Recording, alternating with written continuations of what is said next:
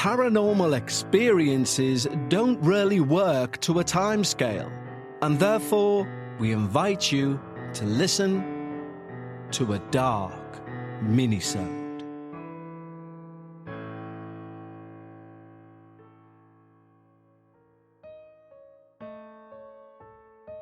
Hello everyone, and welcome back to what will be our final dark minisode for season 19. Before, of course, we look forward to what should be a tremendous season 20. And as we prepare to make our seasonal anniversary of 20 seasons something special, a quick reminder that after this week's finale, we will have our standard post-finale few weeks downtime, and during that time, it's the perfect opportunity to join our team at Patreon, where you will still receive weekly half-hour episodes brand new every Sunday in Dark Bites, and you can gain access to the full 100+ hours of Dark Bites back catalogue. And of course, you will be the very first to hear the season debut of Season 20, ad-free and before everyone else. Simply head over to patreon.com/The Dark Paranormal. Now, of course, we've just passed the Christian festival of Easter, and it made me think about religion. Both how tolerant and intolerant people can be about other people's religions, and also how the belief in religion itself can cause phenomena to happen. And I do mean that in both a positive and a negative way.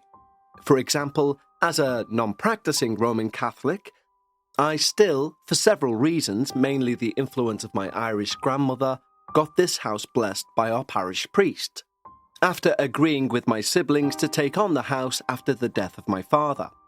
Now, I don't know whether I felt better because of any sort of spiritual healing, if you will, or cleansing, or if I felt better simply because I knew I was honouring my deceased grandmother. My point being, irrelevant of the reasons why it made me feel better about being in the house, I felt better in the house. Whether that's religion, whether that's spiritual, whether that's just all in the mind, it worked. Arguably, religion can be the biggest form of the tulpa experience. Your belief or faith in something being so strong that it can actually have profound physical and mental effects. For example, several studies have proven that when people believe they are under a curse, they will have more bad luck. But that's because they've brought it on themselves. The old adage of whether you think you can or you think you can't, you're right both ways, plays into this. If you believe you're cursed, you're cursed. And by the same merit, if you don't believe in curses, you'll never be cursed. The 2 points I'm trying to make before we begin today's dark minisode is the fact that if somebody does believe in a faith, it can have profound effects. And also, they should not be mocked for their belief in that faith, because we all have our own version of a belief system or religion, if you will. It may not be to a god, but it may be something that, i.e. in a cursed situation, you believe in where the rest of the world does not. Tolerance is the word of the day when it comes to other people's belief systems.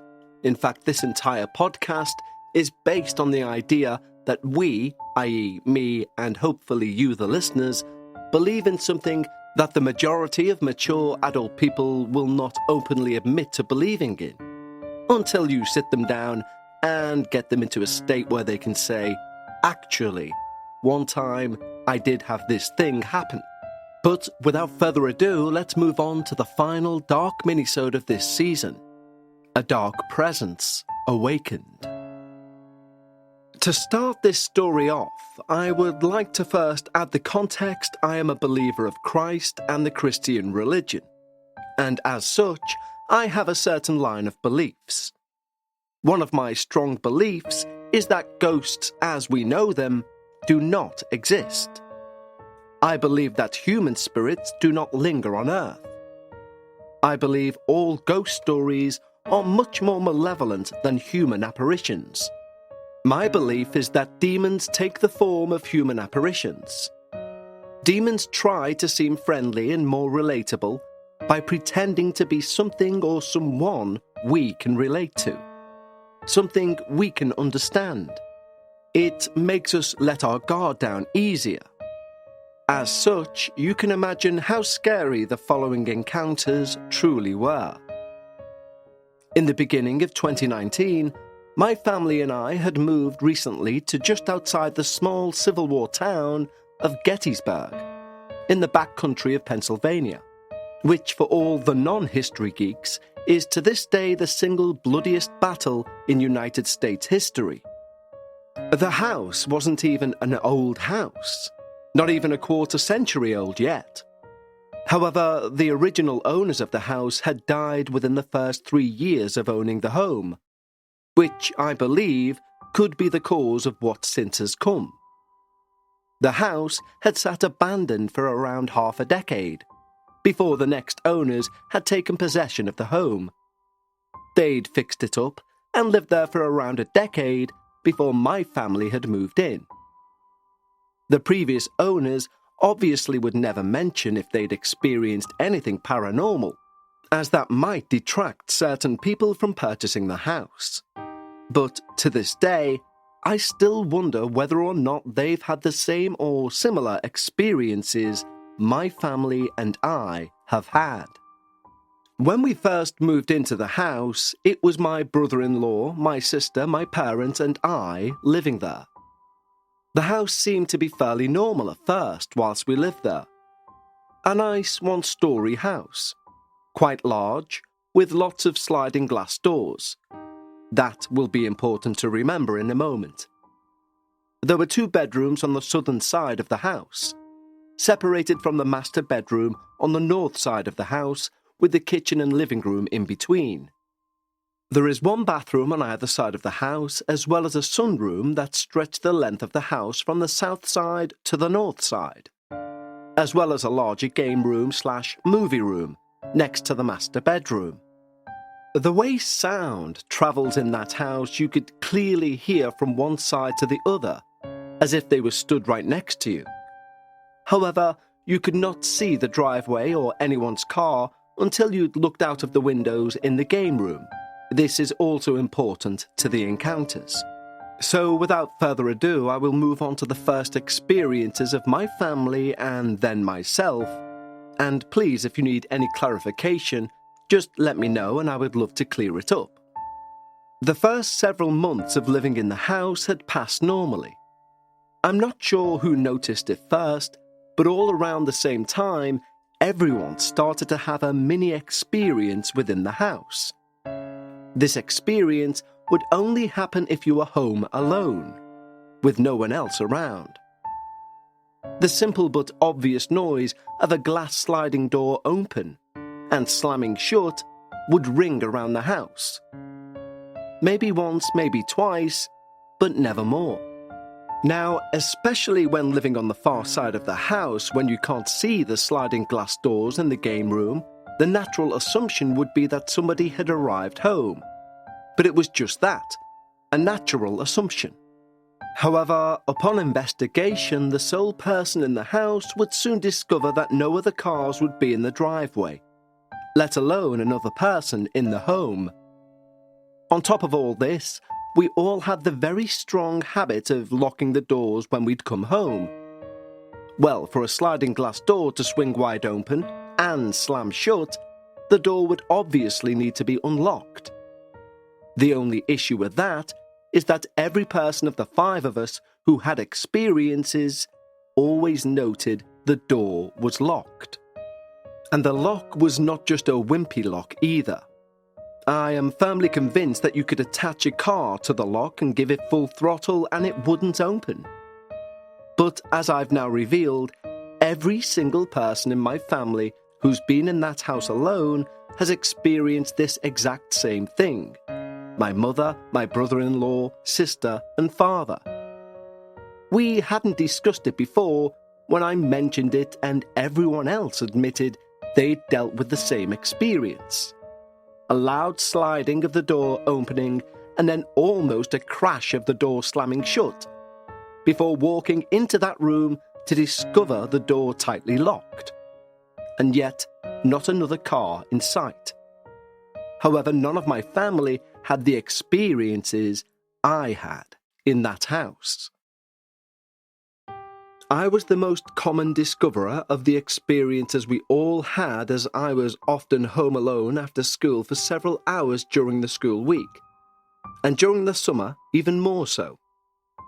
Eventually, when COVID happened, we were all in the house together, and therefore experiencing the doors open and slam shut became such a seldom experience that I believe we nearly all had forgotten about it. At least, that is, until a winter night in 2021. My sister and brother-in-law had finally moved out of the house in summer 2021, and as is tradition, I stole the larger room as soon as they left. However, I was now all alone on the southern side of the house, with my now previous bedroom empty and the kitchen and family room standing between my parents' room and mine. But the sunroom still connected just at the end of my hallway and went all the way down to my parents' room. That was a sort of comfort. On this night in 2021, I'd woken up around 2 or 3 a.m. and I needed to use the bathroom. I quietly opened my door and stepped out cautiously as not to be loud. I walked down the short hallway and I opened the bathroom door. But just then, as my hand gripped the doorknob, I saw it out of the corner of my eye. A shadowy woman standing in the sunroom, just beside the doorway, staring me down. I could feel her, or its eyes staring me down with an icy cold glare. I could sense its glare locking me in place before I finally, shakily and quickly, ripped open the door and ran into the bathroom, turning the lights on. I didn't know what to do. It was as if all of a sudden my urge to use the restroom was gone. I was trembling with fear. I paced around the bathroom before finally deciding I needed to return to my bedroom. I made sure to keep the light on and opened the door. She wasn't there, and she'd completely vanished. I walked back down the hallway, not once taking my eyes off from where she'd been, before reaching and feeling around in my room for the light switch, eventually turning the lights back on. With the hallway now well illuminated, I slowly crept my way back to the bathroom to turn the light off. After which I pretty much sprinted back to my room, closing the door behind me. After which I tried my best to fall asleep with the lights on. Thankfully, I had not experienced anything else that night. Otherwise, I might have gone mad. The next gathering of experiences would not come until months after, in May of 2022. However, when they did, they came in a bunch and they came fast. A pattern that would stick for several experiences to come. It was around 1 a.m, and on a Saturday morning when I heard the rattle of pool sticks coming from the game room. I had assumed it was my dad playing pool, as he often enjoyed doing after work for several hours. But he'd never really been a night owl like this before. Out of curiosity and wanting to play a game, I got up from my bed and made my way out to the game room to see him. As I began rounding the corners of the hallways to the game room on the other side of the house, and I noticed something eerie. The lights in the game room were clearly not on. The warm yellow halogens that normally illuminate the hallway at night were not there. It's a weird thought looking back, but my first thought was, I can't believe my dad's playing pool in the dark at 1 a.m. That's weird. As I approached the game room, the rattling of the pool sticks continued to get louder and louder until I was stood in the doorway. No lights on, the racket of wood rattling louder than before. In that instant, I turned the lights on, assuming my dad was putting away the pool sticks. In hindsight, how naive. However, as I turned the light on, the rattling stopped. Lo and behold, no one was in the room other than me in the doorway. all the pool sticks were sitting perfectly in their slots. It took me a second to recognize what had been happening, and I sat down on the step into the room and called a friend because I didn't know what to do, not one bit. He convinced me to turn off the lights and head back to my room because it was probably nothing. He did convince me that I was probably tired and experienced everything in my head, which at this point in time I was probably convinced of because I wasn't sleeping best due to sports, as well as a poor video game habit and late nights. So I guess that's why I probably believed him. No sooner had I hung up with my friend, while walking to my room, I saw out of the corner of my eye the same womanly figure stood at the entrance of our home. Let's take a quick break to tell you about a wonderful product. Did you know there are more than 1,000 hormone disruptors living rent-free in our world? From the food we eat to the air we breathe, even the skincare we use, they could be messing with your hormones and making you feel like you're stuck in a mystery of your own. And just like a plot twist in a true crime story or one of those unexpected scary moments in our submitters' experiences, hormonal changes like premenopause or menopause can strike at the most unexpected times. And suddenly you're dealing with mood swings, sleepless nights, and all those other symptoms that make you feel like you're losing control. But here's the good news. This is one mystery you can solve with Happy Mammoth. Just take the 2-minute free quiz from Happy Mammoth, answer a few simple questions about what you're experiencing and where you're at in life, and you'll uncover the real culprit behind your hormonal symptoms. And the best part? After taking the quiz, you'll get a personalized recommendation to help you balance your hormones so you can feel like yourself again. The results are impressive. There are over 40,000 reviews on their website. Women cannot stop talking about it on social media. A bottle of Hormone Harmony is sold every 24 seconds. According to a survey, 86% of the women started losing weight, 77% say it improved their mood, and the biggest benefit? 100% of the women surveyed said they're feeling like themselves again. For a limited time, you can get 15% off your entire first order at happymammoth.com. Just use the code DARKParanormal at checkout. That's happymammoth.com and use the code DARKParanormal for 15% off today. Now, the entrance to the home is by the back of the living/family room, which I must walk through to return to my side of the house. In this moment, I remember the fear and adrenaline rushing through my body so intensely that I practically blacked out. Running to the bathroom and turning the light on just as I had when I had my first encounter with her. With it. Once again, I paced around my bedroom not knowing what to do. So I called my friend again, and we had probably stayed up on the phone for 2 hours before I finally had the nerve to get down that hallway back to my room. Once I made it to my room, I once again tried to fall asleep with the lights on.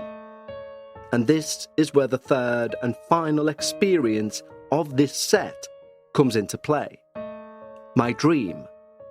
When I'd finally fallen asleep, I had a third-person dream about the events of the day, where I was watching myself relive what had happened that day. However, at each crucial moment of the day, my view would pan to a nearby corner. Whether it be the corner of a room, a house, a parked car, or even behind a window. When my view would pan, there would be this child, with grey skin and black hair, staring at me. And each time I would notice this child, it would shift its gaze from where I had been that day to lock eyes with me from where I was viewing from in my dream. The dream finally ended with an event that didn't occur that day. I was sat in the living room of my sister's house, dog-sitting, when I felt something was watching me. It was a dreary, rainy day in the final sequence of this dream, and I'd stood up in the living room and walked so I could see through the window in the kitchen, and there it was. The child was locking eyes with me through their window blind in the kitchen.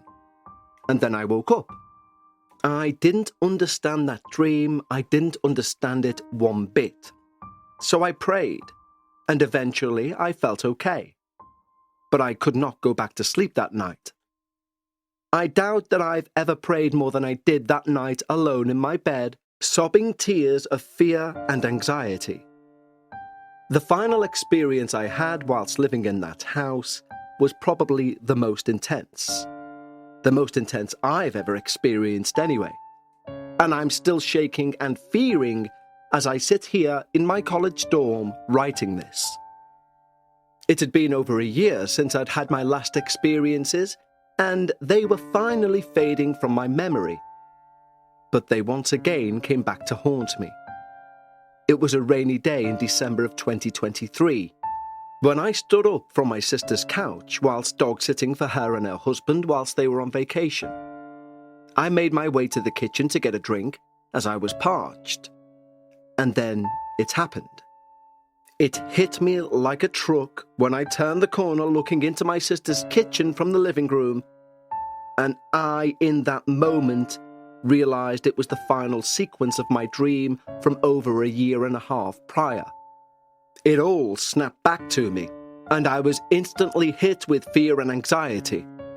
I looked out of the window, expecting something to be stood there watching me. However, I guess the entire point of that dream was to show me what had already been there when I was not able to see it. In that moment, I experienced the deepest fear ever of existential dread that I'd never experienced before.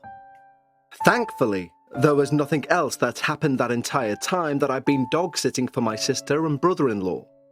But this experience was just the beginning. After this, I had many more horrid dreams, ones that to this day I still cannot remember, except knowing I woke up crying because of how horrible they were. The next thing to come, though, is something I scarcely think I will ever forget, no matter how hard I try. I'd gone to bed. I'd woke to get a glass of water. I walked out to the kitchen, not turning the light to my bedroom on, grabbed a glass of water from the cabinet, as we had washed the dishes the night before, filled the glass with water, and enjoyed that perfect midnight cold water feeling. I'm sure we all know what I'm talking about with that feeling. I placed the now used glass onto a paper towel to dry overnight to be ready for when I can use it again. And I headed back to my bedroom, where the light was now on. However, not realizing this at the time due to how tired I was, I jumped into my bed ready to get the rest of my sleep. This is the moment I realized something was off. My body went limp, yet felt stiff. And I'm laying on top of something else. Something hard. Something underneath my bed. And then I realize it's not something, it's someone. Someone else laying, and I'm laying on top of them. This is when I wake up. I'm unable to move my body, my muscles are stiff, my mouth is unable to open, and I cry out for help. As all of this rushes through my head, I see it. The shadowy woman figure stood in my doorway, staring at me the same way it had so many times before. I sat there trying to scream out to anyone for help. It was at this moment that all the dreams were making sense. All the existential dread was adding up. For the first time ever, I saw this figure move. It moved into my room slowly. And this is when I started crying. I couldn't help it. I was crying and I was praying and I was panicking all at once. And finally, I woke up. After this experience, I walked out into the kitchen, which was the only place I felt I could be safe, and get my parents if I needed to. And it's when I noticed something. There it is, a wet water glass. The same one I'd used in my alleged dream, sat on a paper towel, waiting to be used again. Since that horrid night, I've not experienced any more of these issues. That is until I returned to my dorm room for college after Christmas break in January 2025. I now sit here in my dorm after my roommate has moved out, experiencing similar things as I write this very email to you. worried that I might be soon dealing with the same woman, the same thing who haunted throughout the latter half of my still young life. Due to my beliefs, the only explicable thing is that what I've experienced is a demon, and it was trying to scare me, trying to break me. I think the most fearful thought of all of this is the thought that this demon could have chosen any form of apparition, yet it chose to be a woman, as well as a child. This demon decided to be an apparition that might draw pity, or a dropped guard. This story is 100% true, and I wish I could remember more of what happened in those later repetitions of my experiences, although sometimes I do think that my mind has maybe omitted purposefully these memories from my memories. I would like to thank you for reading my story and allowing me to have an outlet to share the stories.